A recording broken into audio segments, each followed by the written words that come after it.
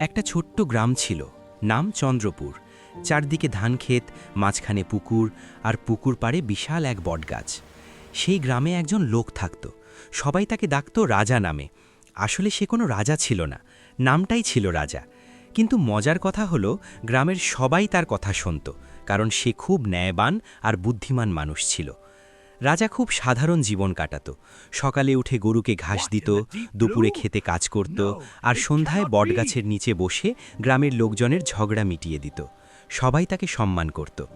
একদিন ভোরবেলা রাজা ঘুম থেকে উঠে পুকুরে হাত মুখ ধুতে গেল। হঠাৎ সে শুনল, ও রাজা, আজ পানি খুব ঠান্ডা।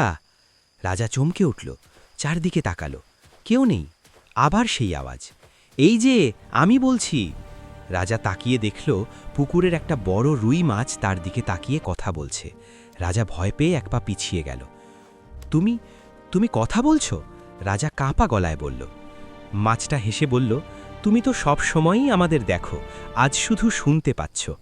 রাজা কিছুক্ষণ চুপ করে রইল, তারপর সাহস করে বলল, মানে আজ থেকে আমি তোমাদের কথা বুঝতে পারবো? মাছ বলল, হ্যাঁ রাজা, আজ সূর্য ওঠার সময় তুমি প্রাণীদের ভাষা বুঝতে পারার শক্তি পেয়েছ। রাজা বাড়ি ফিরতে ফিরতে আরও অবাক হল। রাস্তার পাশে একটা কুকুর বলছে, এই লোকটা ভালো, কিন্তু ওই বাড়ির লোকটা খুব রাগী। গাছে বসে কাকেরা আলোচনা করছে, ধান খেতে আজ আবার মানুষ জাল পেতেছে। রাজা বুঝতে পারল, সে সত্যিই পশু পাখির কথা বুঝতে পারছে।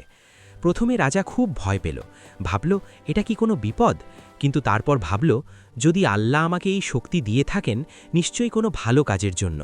সেদিন থেকেই রাজা এই শক্তি ব্যবহার করতে লাগল ভালো কাজে। একদিন গ্রামের ধান খেতে ফসল নষ্ট হচ্ছিল, সবাই ভাবল চোর ঢুকছে।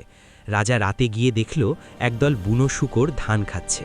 রাজা বলল, তোমরা কেন ফসল নষ্ট করছো? শূকরদের নেতা বলল, আমাদের জঙ্গল কেটে ফেলা হয়েছে,